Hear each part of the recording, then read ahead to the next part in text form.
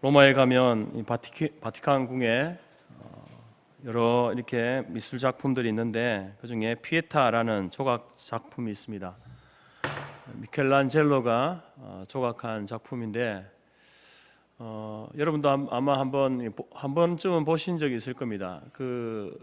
이제 예수님께서 십자가에 죽으시고 난 그 죽음의 그 모습을 이제 마리아가 이렇게 안고 있는, 그러면서 아주 비탄의 고통과 비탄에 찬 그 표정으로 그 아들을 바라보고 있는 그 어머니의 모습을 조각한 조각상입니다.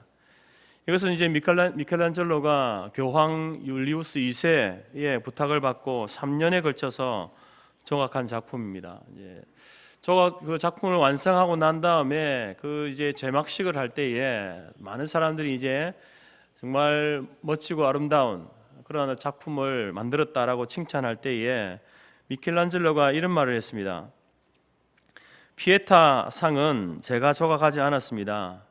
저는 신이 이미 대리석 덩어리 안에 만들어 놓으신 피에타 상이 밖으로 드러나도록 곁에 붙은 부스러기를 제거했을 뿐입니다. 이렇게 아주 겸손한 이야기를 했습니다. 이런 피에타라고 하는 것은요, 말은 경건한 마음이라는 뜻입니다. 그래서 이제 미켈란젤로가 그가 했던 그 말을 빌려서 이제 이 경건이라는 그 말을 해석해 보면 인간 속에 있는 온갖 죄와 탐욕들, 그것을 얼룩진 모습을 깎아내고 다듬어서 인간의 내면의 깊은 곳에 담아두신 하나님의 형상, 그 하나님의 성품을 드러나도록 하는 것, 그것이 바로 경건이다. 경건의 훈련이다. 경건이라고 하는 것은 바로 그 경건의 훈련을 통해서 우리 안에 있는 하나님의 형상, 훼손되어진 형상을 회복하는 것, 우리 안에 하나님께서 주신 그 하나님의 성품을 다시 한번 이제 드러나도록 하는 것, 그것이 바로 경건입니다. 그래서 이 경건이라고 하는 것은 이제 그냥 얻어지는 것이 아닙니다. 경건은 훈련을 통해서 얻어집니다. 그래서 사도 바울은 디모데전서 4장 7절에서 경건에 이르도록 내 자신을 연단하라, 경건에 이르도록 훈련하라, 이렇게 말씀하고 있습니다. 여러분, 요즘 바쁜 현대인들을 위해서 이제 뭐든지 대신해 주는 것들이 이제 유행인데요. 쇼핑할 시간이 없는 사람들을 위해서 대신 쇼핑해 주는 사람이 있습니다. 대신 쇼핑해서 물건을 사주는 사람이 있죠. 또 이제 여행할 시간이 없는 사람을 위해서 이제 여행 관련 프로그램을 통해서 이제 자신이 여행을 하고 그것을 영상으로 찍어서 이제 그것을 다른 사람들이 봄으로 대리만족하게 하는 그런 일도 하는 사람이 있습니다. 또 먹는 것도 마찬가지입니다. 요즘은 다이어트를 많이 하기 때문에 다이어트 하는 사람들이 이제 다이어트 하면서 먹고 싶은 것이 얼마나 많이 있겠습니까? 그래서 이제 소위 먹방이라고 하는 그 방송을, 유튜브 방송을 하는 사람들에게 이런 것들을 좀 먹어주세요, 이렇게 부탁을 하죠. 그러면 이제 실제 방송을 통해서 그것을 먹는 모습을 보여줍니다. 그러면 다이어트 하는 사람들이 그 사람의 먹는 모습을 보면서 위안을 삼고 대리만족을 한다라는 것이죠. 이렇게 여러분, 우리가 하고 싶은 것들, 우리가 원하는 것들을 대신 해주는 그런 어떤 직업, 그런 사람들이 있습니다. 그렇다고 해서 여러분 대신 쇼핑해주는 사람, 대신 여행해주는 사람, 대신 먹어주는 사람, 대신 해주는 것을 우리가 간접적으로 그것이 어떤 조그마한 만족을 줄 수는 있지만 그 실제적으로 우리가 먹는 것, 여행하는 것, 또 쇼핑하는 것, 실제 내가 하는 것을 통해서 얻는 것과는 다른 것이죠. 마찬가지로 경건이라는 것도 마찬가지입니다. 이 경건의 훈련은 남이 대신해 줄 수 있는 게 아닙니다. 자기 자신이 직접 시간을 내어서 시간을 갖고 훈련해야만 얻게 되는 것이 경건입니다. 여러분, 다른 사람이 건강을 위해서 어떤 몸에 근육을 키우기 위해서 단련하는데, 그래서 자기는 이러한 방법으로 훈련을 했다라고 하는 그런 경험을 듣는 것, 그것이 여러분 우리가 건강을 유지하는데 조그만 유익은 될 수 있습니다. 그 사람이 가지고 있는 어떤 노하우나 방법을 알 수 있는 경우이기 때문에 조금의 유익은 될 수 있지만 그 경험을 내가 듣는다고 해서 내가 실제로 건강해지거나 혹은 내 몸의 근육이 생성되는 것은 아니지 않습니까?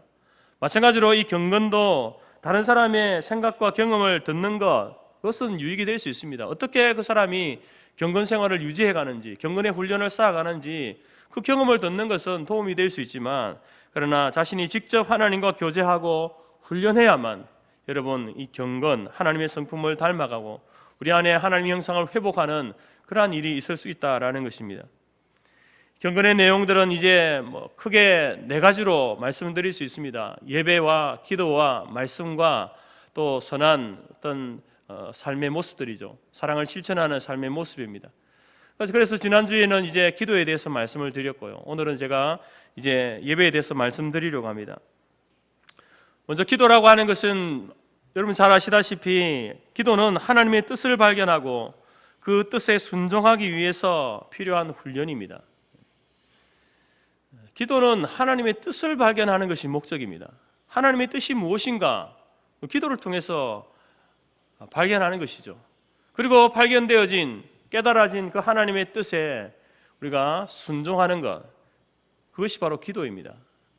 물론 기도 안에는 우리의 간구, 우리의 소원을 아뢰는 것, 그런 것도 있지만, 그러나 그것의 궁극적인 목적은 무엇입니까?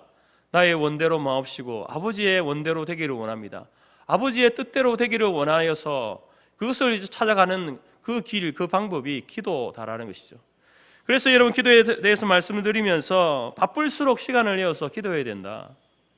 그 바쁜 일상 가운데서 정말 하나님의 뜻을 쫓아가고 있는지 기도해야 하는 것입니다. 중요한 일을 앞두고 기도해야 됩니다.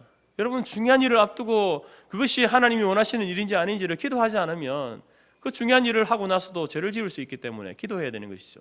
또한 기도라고 하는 것은 어떤 특별한 날에만 이벤트성으로 하는 것이 아니라 여러분 일상이 되어야 됩니다. 그래서 기도는 습관이 되어야 된다. 습관적인 기도의 삶의 모습이 있어야 된다라고 말씀을 드렸습니다. 이처럼 기도도 다른 사람이 대신해 줄 수 있는 것이 아닙니다. 물론 우리가 다른 사람의 기도를 부탁할 수는 있지만 자신은 자기 자신을 위해서 기도하지 않으면서 다른 사람에게 자기를 위해서 기도해 달라고 그렇게 말하는 것은요, 그건 잘못된 것이죠. 자기 자신도 하나님 앞에 기도해야 되는 것입니다. 직접 경험해야만 그 기도의 훈련을 쌓아야만 여러분 경건의 삶, 경건의 모습을 갖출 수 있다라는 것이죠. 오늘은 이제 예배에 대해서 말씀드리려고 합니다. 이 예배라고 하는 것은 하나님은 예배 받기를 원하십니다. 저와 여러분의 예배를 받기 원하시고 하나님이 가장 기뻐하시는 것 중에 하나가 예배입니다. 우리를 구원하신 최고의 목적도 바로 예배죠. 우리를 구원하셔서 일꾼 삼으시기 위해서, 물론 일꾼 삼으시는 목적도 있지만 일꾼 삼으시기 위한 그것이 목적이 아니라 먼저 여러분 우선적으로 우리의 예배를 받기 위해서 우리를 구원하시는 거예요. 하나님은 우리의 예배를 받기를 원하십니다. 그래서 여러분 이스라엘 백성들이 이제 이스라엘 백성들을 택하시고 그들을 이제 하나님의 백성으로 삼으시면서 그들에게 어떤 삶의 원리를 제공하시는 그 10계명 말씀 가운데에 1계명부터 4계명이 우리가 보통 하나님에 관한 계명이다라고 말하지만 그 내용을 뜯어보면 예배에 관한 말씀입니다. 하나님만을 예배해야 된다. 하나님을 예배하는 그것에 대해서 이제 말씀하고 있는 것입니다. 그리고 이사야 42장 8절 말씀에서도 나는 여호와이니 이는 내 이름이라. 나는 내 영광을 다른 자에게 내 찬송을 우상에게 주지 아니하리라. 하나님께서 하나님의 영광, 하나님이 얻으셔야 될 영광, 하나님이 받으셔야 될 그 찬송을 결코 다른 자에게, 우상에게 빼앗기기를 원하지 않는다. 나는 너희들이, 하나님의 백성들, 나의 백성들이 나에게만 영광을 돌리고 나에게만 찬송하기를 원한다. 그렇게 말씀하고 있는 겁니다. 여러분, 이런 하나님의 의도와 목적을 잘 아는 사도 바울이 에베소서에서 편지하면서 하나님께서 우리를 창세전부터 만세전에 우리를 예정하시고 우리를 구원하신 그 목적에 대해서 세 차례나 걸쳐서 강조합니다. 그의 영광을 찬송하려 하심이라. 하나님께서 우리를 구원하신 그 궁극적인 목적은 바로 우리를 예배하는 백성으로, 하나님을 예배하는 백성으로 삼기 위해서 그의 영광을 찬미하는, 하나님의 영광을 찬송하는 그 백성으로 삼기 위해서 만세 전부터 우리를 택하시고 구원해 주셨다라고 이렇게 강조하여서 말하고 있습니다. 또한 우리 장로교 신앙의 제일 중요한 참고서라고 할 수 있는 웨스트민스터 신앙 고백서 그 소요리 문답 제1문이 인간의 제외되는 목적이 무엇입니까? 이렇게 질문하고, 인간의 제외되는 목적은 하나님을 영화롭게 하고 하나님을 영원토록 즐거워하는 것입니다, 이렇게 말합니다. 가르치죠. 하나님을 영화롭게 하는 것과 그분을 영원히 즐거워하는 것이 무엇이겠습니까? 예배입니다. 예배. 이처럼 인간의 존재의 이유와 목적도 바로 성경은 하나님을 예배하는 것이다 라고 우리에게 가르쳐주고 있다라는 것입니다. 이처럼 예배는 우리 구원받은 성도들에게 있어서 가장 기본적이고 가장 중요한 경건의 내용이고, 이 경건이라고 하는 것은 바로 우리의 삶 자체를 이야기하는 겁니다. 우리의 삶 자체가 하나님 앞에 그런 경건의 훈련을 쌓아가는 과정임을 우리에게 말씀해 주고 있는 것이죠. 그래서 여러분, 우리는 이 예배도 훈련해야 합니다. 훈련을 받아야 되고, 예배의 삶을 살아갈 때에 여러분, 우리가 하나님의 경건을 훈련하고 쌓아갈 수 있고, 우리 안에 그 하나님의 형상과 또 예수 그리스도의 그 성품, 아름다운 성품이 우리의 삶을 통해서 아름답게 드러나게 될 줄로 믿습니다. 아브라함의 생애를 공부하다 보면 그의 생애를 통해서 찾아볼 수 있는 특징적인 삶이 있습니다. 그것은 뭐냐면 바로 아브라함은 하나님의 부름을 받고 난 이후로부터 바로 예배하는 삶을 살았다라는 것입니다. 아브라함은 가는 곳마다 제단을 쌓고 돌을 쌓고 하나님을 예배했던 사람입니다. 창세기 12장 8절에 자기에게 나타나신 여호와께 그가 그곳에서 제단을 쌓고 거기서 베델 동쪽 산으로 옮겨 그곳에서 여호와께 제단을 쌓고 여호와의 이름을 부르더니, 아브라함은 하나님의 그 부름을 받은 이후로부터 갈대 우르에서 부름을 받고 나서 이제 하나님께서 부르신 그 부름의 사명을 감당하는 그 인생을 살아가는데, 가는 곳마다 그가 했던 첫 번째 일은 제단을 쌓고 하나님을 예배하는 일이었다라는 것입니다. 이처럼 하나님께서는 아브라함을 사명자로 부르셨습니다. 온 열방에게 하나님의 복을 전달하는 사명자로 부르셨지만, 그 사명자의 삶이라고 하는 것은 곧 예배자의 삶이다. 사명자는 곧 예배자다라는 말입니다. 이처럼 하나님께서 오늘 저와 여러분들을 사명자로 불러주셨습니다. 그 사명자의 삶은 바로 곧 예배의 삶이다. 그래서 우리들도 아브라함처럼 예배자로 하나님이 우리를 불러주셨다. 오늘 본문에서도 바로 그 예배자를 하나님께서 찾으신다고, 지금도 그 예배자를 찾으신다라고 말씀하지 않습니까? 이처럼 예배라고 하는 것은 우리 신앙의 본질이고 성도와 교회의 최고의 가치이며 바로 우리의 삶 그 자체가 되어야 함을 가르치고 있는 것입니다.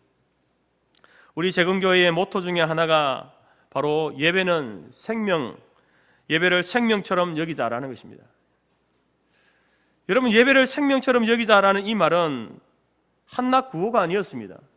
실제로 그들은 예배를 생명처럼 여기면서 우리의 신앙의 선진들은 그렇게 살아왔습니다. 대표적인 예로 최덕지 목사님은 일제의 총칼이 무섭다고 예배를 포기할 수 없습니다. 먹고 사는 문제 때문에 예배를 양보할 수 없습니다. 예배는 생명입니다. 이렇게 외쳤던 분입니다. 그렇게 살았던 분입니다.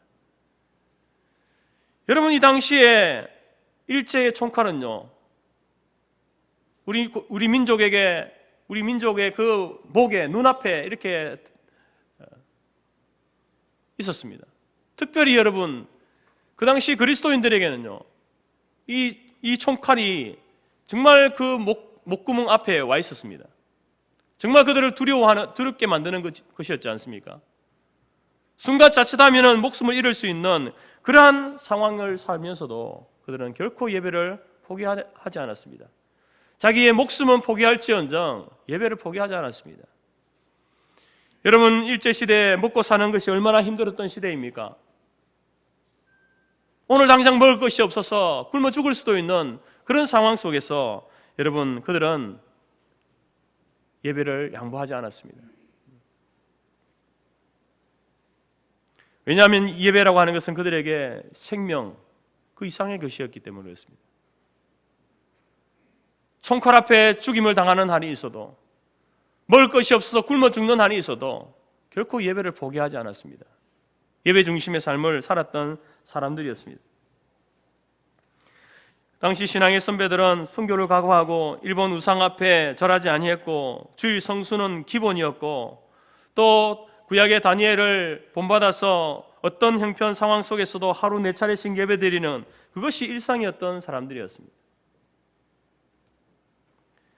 여러분, 이러한 우리 신앙의 선진들의 예배에 대한 예배의 중요성, 예배를 생명처럼 여겼던 그들의 어떤 일화를 듣게 되어지면 이 시대를 살아가고 있는 우리들은 얼마나 예배를 가볍게 여기고 있는지, 우리의 이 가벼움에 부끄러움을 느끼는 겁니다.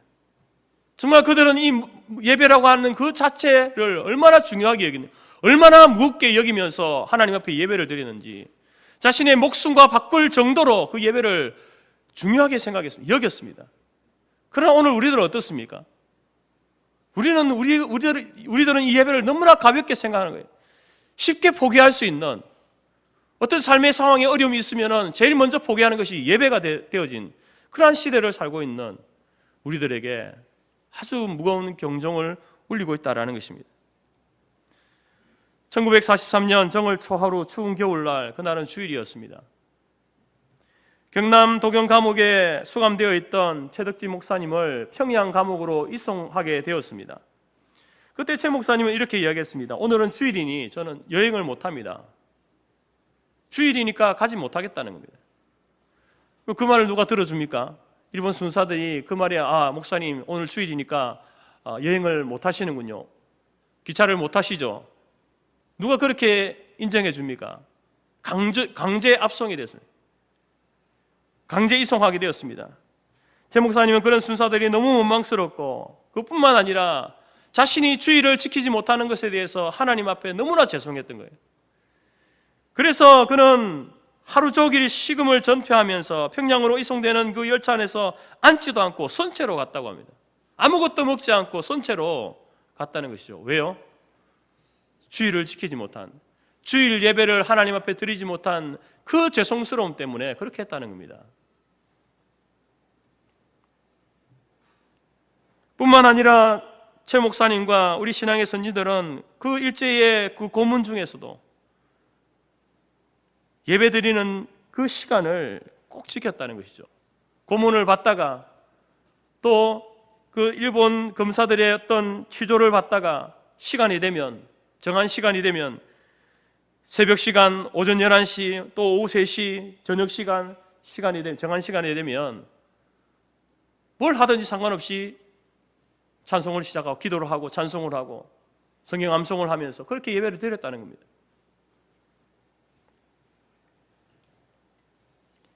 나중에 여러분 이제 그것이 너무나 당연하게 되어지니까 당시 사상범을 다루던 모리 검사, 이 검사가 최 목사님을 이렇게 취조했는데, 그 취조하는 중에 그 신앙을 존중해서 예배 시간이 되어서 예배를 드리니까 예배를, 취조를 멈추고 예배를 허용했다고 합니다. 해봐야 되지도 않을 뿐만 아니라 이 사람은 예배 시간이 제일 우선이기 때문에 예배를 당시 드려라, 예배 드리고 나서 또 취조하고 그렇게 했다는 것이죠. 그래 나중에 그들의 입술에서 무슨 말이 나오냐면은 참 지독한 조생징이다. 그러면서도 하는 말이, 그래도 최덕지가 믿는 신이 참 신이다. 최덕지가 믿는 하나님이 진짜 하나님이다. 이런 이야기를 했다고 합니다. 여러분, 우리 재건교회 신앙의 선진들이 가지고 있던 그 신앙은요, 참으로 순수했습니다. 예배, 주일 성수, 11조 생활, 그것이 몸에 배어 있었습니다. 지금도 여러분, 우리 재건교회에서 자란 나이 연만하신 분들의 집을 신방을 가면요, 가정에 작은 이 예배상, 그 위에 이제 하얀 천을 덮고, 그리고 또 거기다가 이제 신방 감사헌금과 기도 제목을 적어서 이렇게 예배를 준비하고 드립니다. 여러분, 지금 요즘 시대는 뭐 이제 저희 교회도 그렇지만 이 신방상을 이렇게 만들어서 신방을 요청하면 가서 드리지 않습니까? 근데 그 당시에는 뭐 이런 게 있습니까? 신방용 상이 어디 있습니까? 그냥 집에 쓰는 이제 밥상 작은 것 하나 이렇게 준비해서 그렇게 준비하는 겁니다. 하얀 천을 깔고 보자기를 씌워서 이제 이렇게 예배를 드리는 거죠. 예배를 준비하는 겁니다. 이런 작은 행동 하나하나가 그 신앙의 선진들이 예배를 얼마나 소중히 여겼는지를 우리에게 보여주는 거예요. 아무것도 아닌 게 아닙니다. 그런 자그마한 준비들이 예배에 대한 그 성도들의 그 태도, 그것을 우리에게 보여주고 있는 것이죠. 바로 예배를 생명처럼 여겼던, 자기의 생명과도 맞바꾼 한이 있더라도 예배를 포기할 수 없다라고 했던 그 신앙이 그들의 가운데 있는 것입니다. 여러분, 이것은 단순히 우리 재건교회 신앙 선배들의 신앙 전통이기 이전에 이것은요, 성경적인 것입니다. 예배를 생명처럼 여기는 것, 성경적인 것이고 아주 참 바른 신학적인 그러한 고백이다라는 것입니다. 하나님이 가장 기뻐하시는 것의 중에 하나가 예배 아닙니까? 예배이기 때문에 그 예배를 여러분 생명처럼 여기면서 하나님 앞에 준비하고 드린다. 그것은 당연한 성도의 모습이다라는 것입니다. 때문에 여러분, 한국교회의 대부분의 목회자들은 목회 철학의 가장 우선순위에 두는 것이 무엇이냐면 예배입니다. 예배를 중요하게 생각하지 않는 목회자는 한 사람도 없습니다.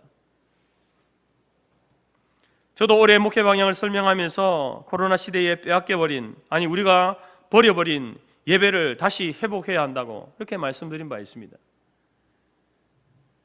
이렇게 여러분, 우리는 예배를 예수 믿고 난 이후에, 구원받은 이후에 우리는 예배를 너무나 자주 접하고 자주 드리고 있지 않습니까? 자주 접하고 자주 드리는 만큼 이 예배라고 하는 것은 너무나 우리에게 중요한 것입니다. 여러분, 예배라고 하는 것은 두 가지 의미가 그 속에 담겨 있는데, 넓은 의미로는 우리의 삶 전체를 이야기합니다. 우리가 하나님 앞에 예배 드려야 합니다 라고 할 때에 그 예배는요, 우리의 삶 전체가 하나님 앞에 예배로 드려지는 그것을 말합니다. 좁은 의미로는 바로 이제 교회에서 드리는 이 공적 예배를 이야기하죠. 주일 예배, 수요 예배, 또 우리 각 세대들이 드리는 그런 주일학교 예배, 이런 예배들, 그 예배들이 바로 우리가 드려야 할 예배 아니겠습니까? 그래서 여러분, 우리는 어린 시절부터 이제 모태신앙이면 더욱더 그렇고 이제 어린 시절부터 이 예배에 익숙한 사람들입니다. 그렇기 때문에 이 예배에 대해서 우리가 우리 자신이 우리 스스로에게 질문해 보아야 할 것이 있습니다. 늘 질문해야 됩니다. 예배 드릴 때마다 질문해 보아야 하는 것인데, 그것은 뭐냐면 내가 드리는 오늘 이 예배가 하나님이 기뻐 받으시는 예배인가, 아니면 하나님께서 역겨워하시는 예배인가 라는 것입니다. 하나님이 받으시는 예배인가, 하나님이 거절하시는 예배인가. 여러분, 예배 드리는 여러분들이 여러분 자신에게 질문해 보아야 되는 거예요. 하나님, 오늘 나의 예배를 받으실까? 내가 준비한 이 예배를 받으실까? 아니면 하나님께서 거절하실까? 여러분, 우리의 예배는요, 우리가 예배 드린다고 해서 하나님이 그 예배를 다 받으시는 건 아닙니다. 분명히 그 예배는 기뻐 받으시는 예배도 있지만 역겨워서 거절하시는 예배도 있습니다. 받지 않으시는 예배도 있다라는 것입니다. 예배가 하나님에게 얼마나 중요한 관심사였던지 아담이 타락하고 이제 에덴 동산에서 쫓겨나게 됩니다. 그 쫓겨난 이후에 기록되어진 첫 번째 사건이 뭐냐면 예배에 관한 사건이죠. 창세기 4장에 보면 이제 아담의 두 아들인 가인과 아벨이 하나님 앞에 제사를 드리게 됩니다. 제사를 드릴 때에 동생 아벨이 드린 제사는 하나님이 받으셨지만 형 가인이 드린 제사는 하나님이 받지 않으셨다라고 말씀합니다. 아벨의 예배는 받으시고 가인의 예배는 받지 않으셨다는 겁니다. 이사야 1장에서도 이스라엘 백성들을 소돔과 고모라 같은 그러한 범죄한 백성이다라고 이렇게 책망하시면서 하시는 말씀이 뭐냐면은 제발 이스라엘 백성들을 향해서 이야기하는 겁니다. 제발 너희들 그따위 예배 드리지 말아라. 탄식하면서 하나님께서 외치고 있습니다. 이사야 1장 10절부터 17절 말씀을 보게 되면 이렇게 이야기하죠. 너희의 무수한 재물이 내게 무엇이 유익이냐? 나는 수장의 번제와 살찐 짐승의 기름에 배불렀다. 너희는 내 마당만 헛되이 밟을 뿐이니라. 헛된 재물을 다시 가져오지 말라. 너희가 많이 기도할지라도 내가 듣지 아니하리라. 여러분, 이스라엘 백성들 그들 가운데에 그들이 하나님 앞에 예물을 드리고 기도를 드리고 성전에 나왔지만 하나님께서는 그 예배, 그 제사 받지 않으시겠다는 겁니다. 헛되다라고 이렇게 이야기하는 거죠. 여러분, 만약에 오늘 저와 여러분들이 이곳에서 예배 드리고 있는데 오늘 하나님께서 우리 가운데 나는 너희들이 드리는 예배 오늘 받지 않겠다, 역겨워서 받을 수가 없다, 라고 말씀하신다면 여러분 우리가 얼마나 허무하겠습니까? 얼마나 허탈합니까? 얼마나 낙심이 되겠습니까? 그러나 분명한 것은 우리의 예배는요, 둘 중에 하나입니다. 하나님이 받으시는 예배든지 거절하시는 예배든지 둘 중에 하나라는 것이죠. 그렇기 때문에 우리 예배에 임하는 모든 성도들은 늘 그 예배 가운데에 긴장감을 가지고 준비해야 되는 겁니다. 긴장감 가운데에 예배에 임해야 되는 것입니다. 오늘 본문의 말씀 가운데에서도 예수님께서 이 예배에 대해서 말씀하고 있습니다.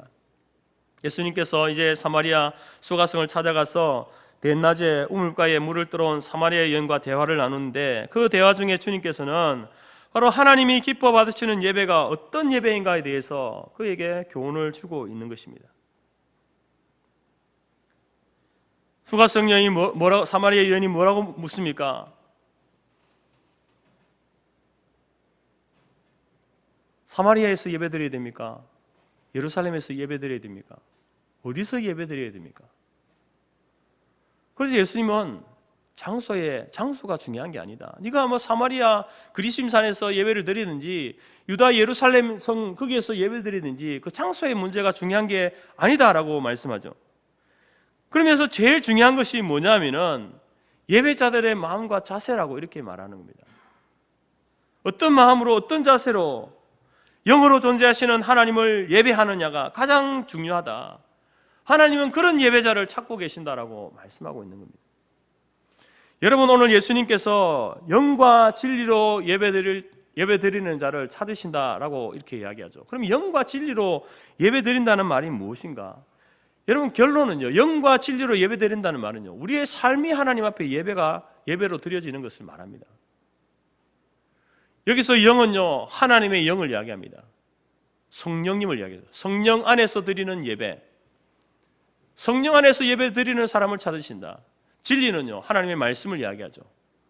진리의 말씀과 함께 말씀을 통하여 말씀 속에서 예배 드리는 사람, 진리의 영이신 성령님과 하나님의 말씀 가운데 말씀을 통하여 말씀 안에서 예배 드리는 그 예배자를 하나님이 찾으신다는 거죠. 그 진리의 성령과 말씀을 통해서 그 삶 전체가 하나님 앞에 예배로 드려지는 거. 어디서 예배 드리느냐, 그것이 중요한 것이 아니라 네 삶 전체가 하나님 앞에 예배 드리는 그런 예배자를 하나님이 찾고 계신다라고 말씀하고 있는 겁니다. 때문에 여러분 오늘 우리가 이 영으로 드리는 예배, 진리로 드리는 예배가 과연 무슨 뜻인지 우리가 함께 나누기를 원하는데, 여러분 그것을 전체적으로 더 넓은 큰 의미보다는 조금 더 좁혀서 이제 이 공적인 예배 속에서 우리 삶의 예배는 일단 제쳐두고 이 공적인 예배 속에서 우리가 이 예배를 어떻게 영과 진리로 예배 드릴 것인가 하는 것입니다. 첫 번째로 여러분 영으로 드리는 예배는요, 우리 하나님은 영으로 존재하시는 분 아닙니까? 하나님은 영이십니다. 하나님은 영이시다는 말은요, 눈에 보이지 않는다는 말이죠. 손으로 만져지는 분이 아니라는 거예요. 물질이 아니라는 겁니다. 그리고 영이라는 말은 하나님은 절대 거룩하신, 절대 전지전능하신 하나님이심을 이야기하고 있는 거죠. 그 하나님을 우리가 예배합니다. 그러면 그 하나님께서 우리의 겉사람만 보시겠습니까? 하나님은요, 그 하나님은 절대 전지전능하신 영이신 하나님은요, 우리의 겉모습만 아니라 우리의 사람까지, 속마음까지 다 아시는 분이죠. 우리의 중심을 보시는 분이십니다. 그래서 여러분 이 영으로 예배드린다는 말은, 성령 안에서 예배드린다는 말은요, 영으로 존재하시는 그 하나님을 만나는 예배다. 성령이 임재하시고 그 임재하심을 믿고 확신하고 그 임재하심 하나님을 체험하는 예배, 그런 예배를 드려야 된다는 겁니다. 우리의 예배가 바로 우리의 속사람이 하나님의 성령과 교통하는 예배, 우리 예배 가운데 성령님이 운행하심을 믿고 고백하고 그 예배 가운데에서 그 성령 하나님의 함께하심을 경험하는 그러한 예배, 그렇게 예배 드리는 사람을 찾으신다는 겁니다. 그러면 여러분 우리가 그러한 예배를 드리기 위해서 우리가 어떤 준비를 해야 되겠습니까? 공적 예배에 나오면서 그런 성령이 임재하시는 하나님을 만나는 예배가 되기 위해서 우리가 어떤 준비를 해야 되겠습니까? 여러분들이 예배 전에 가장 먼저 해야 될 일이 있습니다. 그것은 뭐냐면 예배당에 나와서 예배를 드리지 않습니까? 예배당에 나오면은 먼저 여러분 제일 먼저 해야 될 것은 한 주간의 삶을 돌아보면서 회개하는 시간을 가져야 됩니다. 교회당에 오시면 먼저 이제 성도들이 보일 것 아닙니까? 그러면 가볍게 눈인사 혹은 목례로 인사를 하고 여러분 자리에 앉으셔서 조용히 기도하는 시간을 가지십시오. 한 주간의 삶을 돌아보면서 지난 한 주간에 지은 죄를 회개하고 그 죄를 회개할 뿐만 아니라 혹시 내가 알지 못하는 중에 지은 죄가 있지 않은지,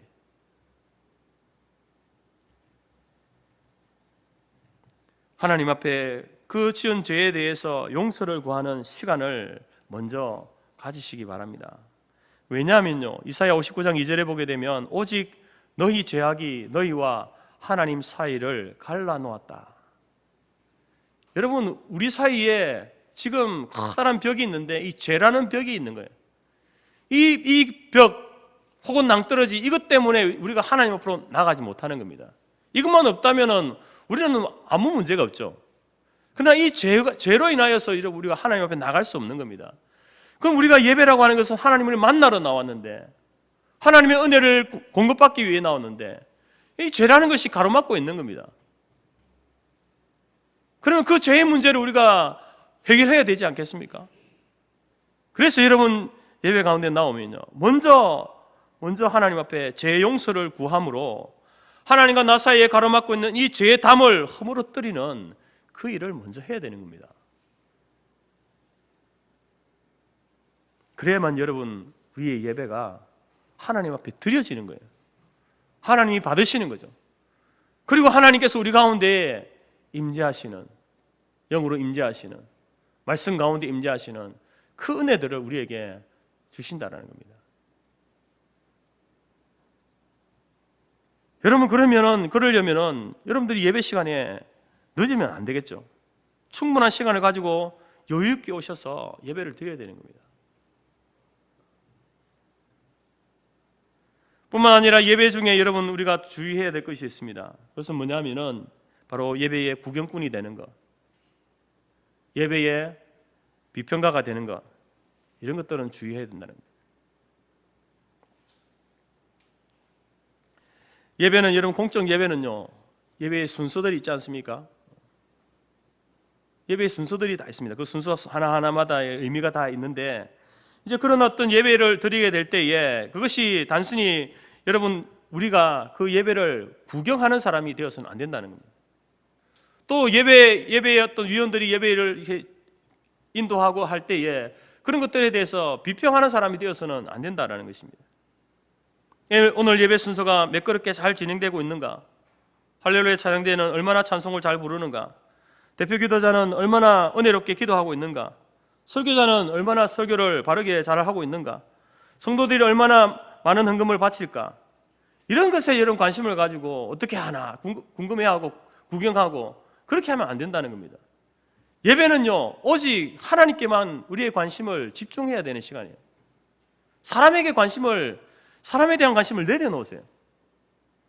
다른 사람이 어떻게 예배드리는지 거기에는 관심을 내려놓으시고, 정작 관심을 가지려면 자기 자신의 관심을 가져. 내가 하나님 앞에 어떻게 예배드리고 있는가? 내가 어떻게 찬송하고 있는가? 어떻게 기도하고 있는가? 어떻게 하나님 앞에 헌금을 하고 있는가? 거기에 관심을 가지셔야 되죠. 자신이 하나님께 예배드리는 자가 되어야 하는데, 마치 연극 보듯이 구경하고 있거나 예배에 대해서 비평만 하고 있다면 그것은 바로 여러분 예배자들이 가장 주의해야 될 일이다라는 겁니다. 예수님께서 말씀하시는 영으로 드리는 예배는요, 하나님 편에서 예배를 판단해야 되는 겁니다. 사람 편에서 판단하는 것이 아니라 하나님 편에서 내가 드린 예배, 하나님이 받으시는 예배였는가? 이거는 판단해야 돼요. 자기 자신의 스스로를. 다른 사람 예배를 말고 자기 자신의 예배를 말합니다. 자기 자신의 예배. 나의 기도 하나님이 받으실 만한 기도인가? 나의 찬송 하나님이 받으시는가? 나의 드린 예물 하나님이 받으실 것인가? 이렇게 여러분 자기 자신에 대해서는 판단을 하지만, 그러나 다른 사람에 대해서는 판단하지 마십시오. 여러분, 우리 예배 가운데 대표 기도, 오늘 장로님이 대표 기도 하시 대표 기도 하지 않습니까? 말 그대로 대표 기도입니다. 우리 성도들의 그 모든 기도들을 대표해서 하는 거예요. 그래서 그 기도는요, 사적인 기도를 하면 안 되는 겁니다. 개인적인 기도하는 시간이 아닙니다. 온 회중을 대표해서 공적으로 이제 기도하는 것이죠. 그러면은 대표 기도자만 기도하는 것입니까? 아닙니다. 같이 고개 숙이고 있는 여러분들도 장로님의 그 기도의 한 구절 한 구절을 주의 깊게 들어야 되는 거예요. 왜? 그 기도가 내 기도니까, 우리의 기도니까. 그리고 그 기도에 대해서 함께 아멘하면서 그렇게 여러분 기도에 동참하셔야 되는 거예요. 아, 우리 오늘 장로님 좀 기도가 기네, 짧네, 내용이 어떻네 저떻네, 그렇게 여러분 평가하고 있으면 안 된다는 겁니다.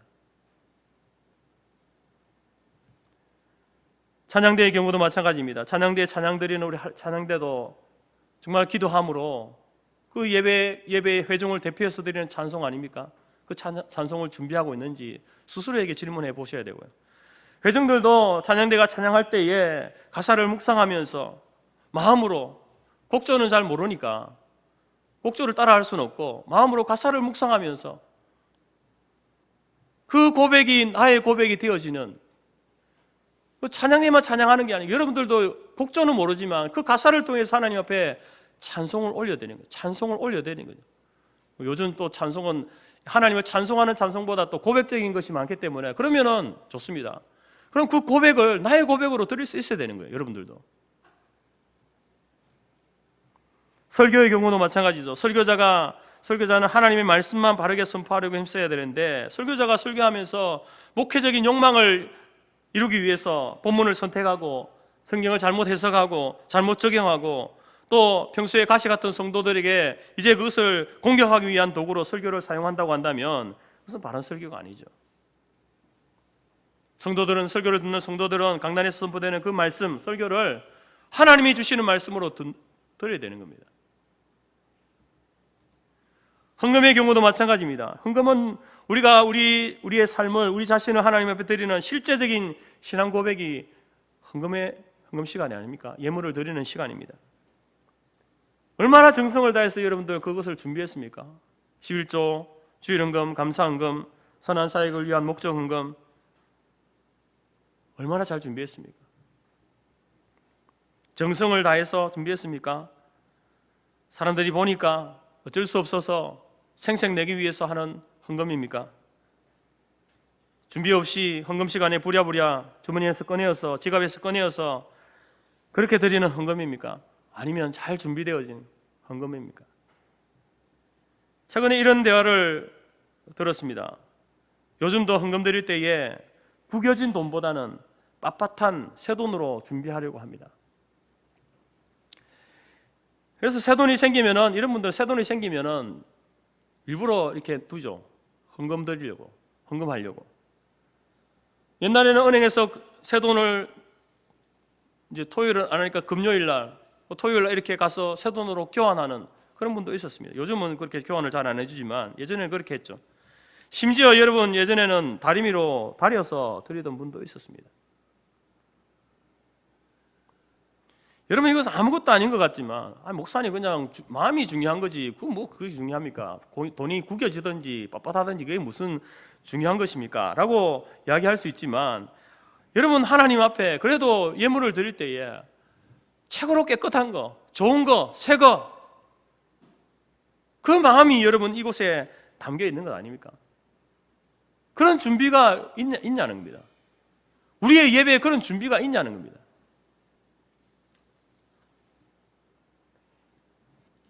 영으로 드리는 예배, 영이신 하나님께서 받으시는 그 예배, 성령이 임재하시는 그 예배는요, 성령 안에서 우리가 예배 드려야 되는데, 그 예배 드리기 위하여서 저와 여러분들이 예배 전에 준비해야 될 것, 예배 중간중간에 우리가 어떻게 예배 드리는 것이 정말로 하나님 앞에 영으로 하나님의 성령 안에서 드리는 예배가 되는지 다시 한번 우리가 생각해 봐야 되는 거예요. 우리가 예배 드리는 데 있어서 그렇게 우리의 가벼움을 드러내서는 안 된다는 겁니다. 하나님께서 이 예배를 중요하게 여기시는 것만큼 우리도 그 예배를 중요하게 여기면서 그 예배를 시간, 순간순간, 순서를 그렇게 하나님 앞에 최선을 다해서 준비하고 드리는 그러한 예배가 되어져야 한다는 것입니다. 두 번째로 진리로 드리는 예배가 무엇입니까? 여러분, 진리로 예배 드린다는 말은 하나님이 어떤 분인지 알면서 예배를 드려야 한다는 겁니다. 하나님은 온 우주 만물을 창조하시고 다스리시고 통치하시는 전지전능하신 하나님이십니다. 그 하나님에 대해서 하나님을 알고 예배드리는 사람이 있는 반면에 하나님이 누구신지 알지도 못한 채 예배드리는 사람이 있죠. 오늘 본문에서도 뭐라고 합니까? 너희는 하나님을 알지 못하는 것을 예배한다. 그러나 나는 아는 것을 예배한다. 진리로 예배드린다. 하나님의 말씀 안에서 진리 가운데 예배드린다는 것은 바로 예배의 대상, 삼위 하나님, 성부와 성자와 성령 하나님이 어떤 분인지, 어떤 사역을 하셨는지 분명히 알고 예배드리는 그 예배를 이야기하는 겁니다. 여러분, 하나님을 우리가 바르게 알게 되면 예배드리는 사람들은요, 그 마음 가운데 하나님을 예배드릴 때에 두렵고 떨림으로 예배드리게 됩니다. 물론 하나님 앞에 오는 것이 너무나 기쁘고 즐거워서 감사함으로 나오지만, 그러나 또 그 이면에는 하나님에 대한 경외심을 가지고 나올 수밖에 없는 겁니다. 전지전능하신 하나님, 여러분의 그 속마음 하나하나까지 다 아시는 하나님, 그 하나님 앞에 나오는데 어떻게 두렵지 않을 수가 있습니까? 아무리 숨기려고 해도 여러분, 우리의 죄가 하나님 앞에서는 다 드러나게 되는데 부끄러운 마음으로, 두려운 마음으로 오는 거예요. 하나님의 은혜를 구하는 마음으로 오는 겁니다. 하나님의 은혜가 아니면, 그 용서해 주시는 은혜가 아니면 우리가 어떻게 하나님 앞에 설 수 있습니까? 예배 자체라는 말도요, 하나님 앞에 엎드려 절하다, 발에 입 맞추다 라는 그런 말입니다. 두렵고 떨림으로 하나님 앞에 엎드려 절하며 발에 입 맞추면서 살려달라고, 나의 이 예배를 받아달라고, 그렇게 여러분 드리는 것이 예배다라는 것입니다. 예배는 하나님을 만나는 시간 아닙니까? 옛날 표현으로 하면 위대하신 하나님을 아련하는 시간이 예배 시간입니다. 근데 그 예배의 시간에 빠진다, 결석한다, 지각한다, 예배 드리는데 문자 보고 SNS 확인하면서 딴짓한다, 설교 시간에 존다, 예배에 집중하지 않고 이것저것 잡생각을 하고 있다. 여러분, 하나님께서 만약에 이곳에 나타나신다면 그 모습을 얼마나 괘씸해 할까요? 하늘에서 불이 내려서 번개 맞을 짓입니다.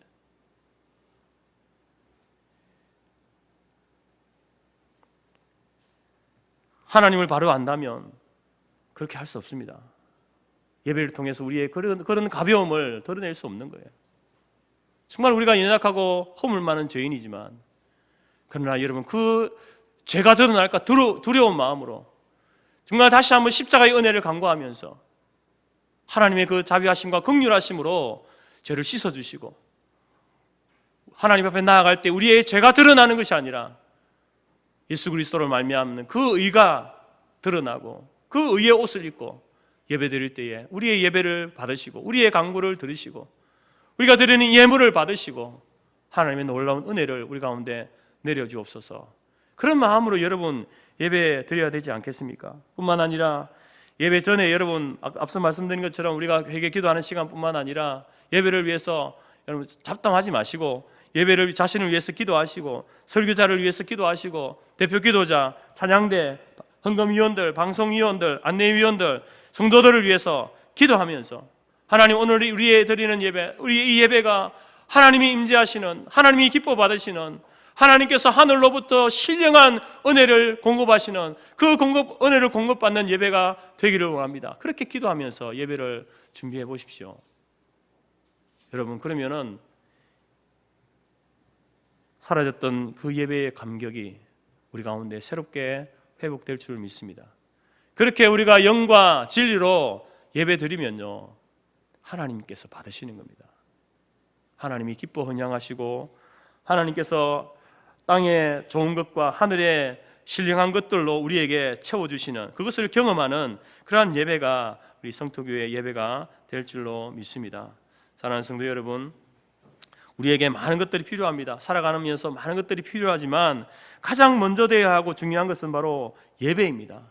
예배는 우리 신앙생활의 본질이고 우리 삶의 생명과 같은 것입니다. 예배를 잃어버리면 모든 것을 잃어버린 것입니다. 예배에 실패하면요, 그 인생은 실패자입니다. 하나님 앞에서 실패했는데 인생의 세상에서 성공한다는 무슨 소용이 있습니까? 하나님 앞에 실패하는 인생인데. 여러분, 우리 예배가 영으로 예배를 드리시기 바랍니다. 하나님을 만나는 예배, 성령의 임재를 체험하는 예배, 그런 예배가 되기를 원합니다. 사람을 의식하는 것이 아니라 하나님에게만 관심을 집중하고 하나님만 의식하는 예배, 그런 예배가 되기를 원합니다.